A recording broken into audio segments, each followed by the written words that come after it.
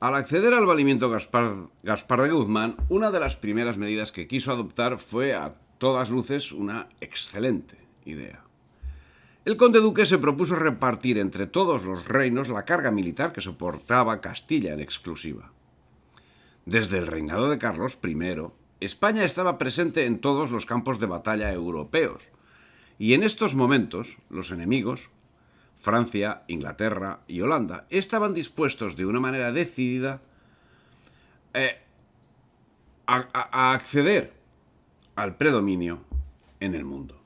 La inoperancia de Felipe IV permitió que el conde duque ejerciese no como secretario de Estado, sino como valido, imagen que se desarrolló ya en el reinado de Felipe III, donde los duques de Lerma y Uceda desbordaron ampliamente las funciones del secretario de Estado, y en el caso de Olivares lo convertiría prácticamente a él en rey absoluto, siendo este hecho el origen de la enemistad de nobles y oligarcas. Pero la respuesta de Olivares a esta actitud de la nobleza dejaba patente su carácter y la dureza con que se vengaba, y hacía sentir el peso de su indignación sobre los grandes y poderosos que se atrevían a desobedecerle y a resistir su voluntad.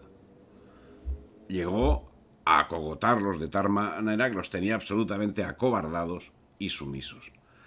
La labor del conde duque sería uniformar los reinos hispánicos, llevando a cabo las oportunas reformas en los distintos campos, sobre todo administrativos y jurídicos.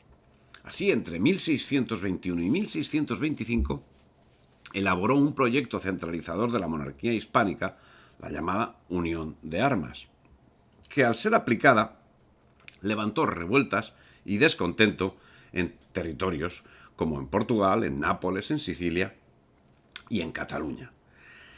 Este proyecto pretendía crear una reserva de 140.000 soldados para la defensa de un posible ataque exterior. Castilla y las Indias aportarían 44.000. Cataluña, Portugal y Nápoles aportarían cada uno 16.000. Flandes, 12.000. Aragón, 10.000. Milán, 8.000.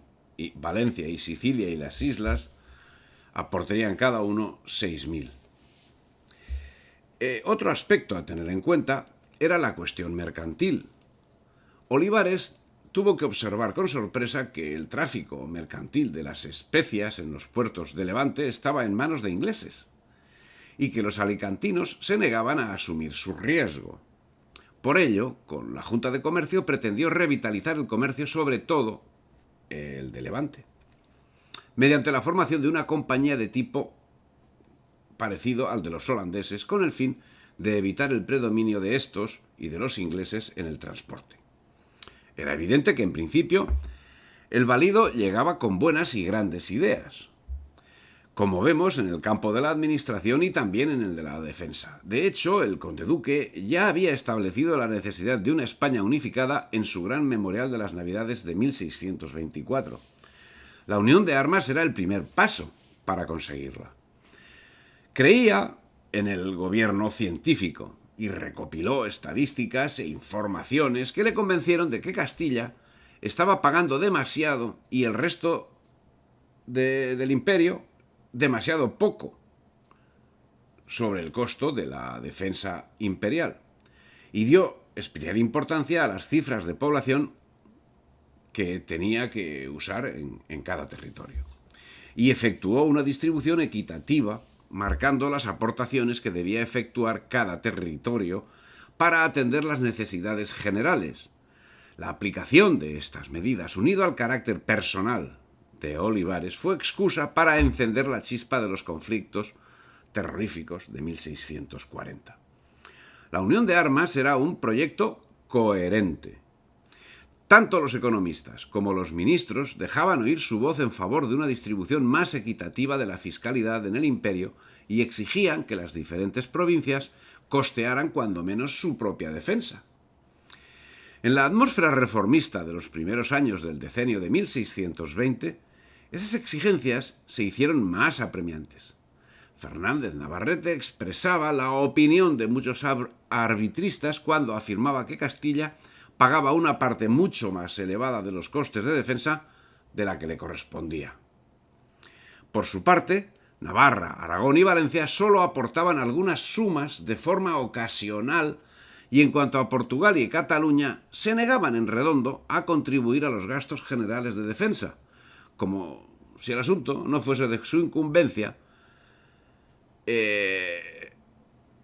tanto en lo que estaba sucediendo en las fronteras como lo que ocurría más allá de esas fronteras.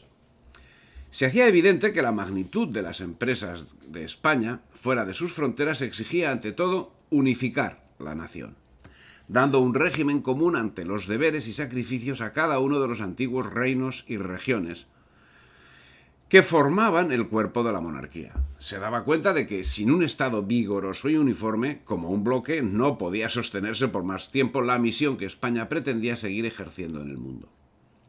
Pero Olivares se encontró desde el principio con dificultades para realizar levas de soldados con destino a las continuas guerras que mantenía España, principalmente en Flandes y en Italia.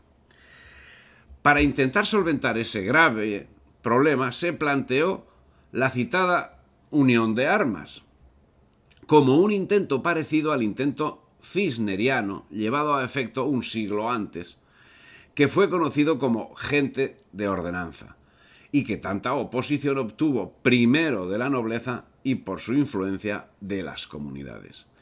Si Cisneros se encontró con la resuelta enemistad de la nobleza castellana, Olivares se encontró con la enemistad de la nobleza en Aragón, Portugal, las Indias y Flandes, lo que llevó a una situación de continuas revueltas que duraron desde 1640 hasta 1649. Por su parte, la nobleza persistía en amarrarse en sus posiciones de privilegio sin aportar al Estado la colaboración que le era requerida.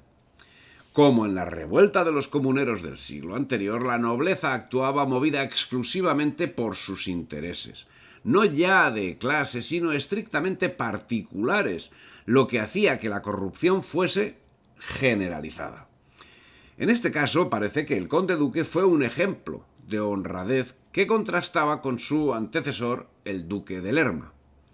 En este sentido, parece que el único error en que incurría el conde duque era en someter toda España a la ley de Castilla cuando decía a Carlos IV: «Tenga vuestra majestad por el negocio más importante de su monarquía el hacerse rey de España. Quiero decir, señor, que no se contente vuestra majestad con ser rey de Portugal, de Aragón, de Valencia y conde de Barcelona, sino que trabaje y piense con consejo mudado y secreto por reducir estos nervios de que se compone España al estilo y leyes de Castilla, sin ninguna diferencia, que si vuestra majestad lo alcanza será el príncipe más poderoso de la tierra».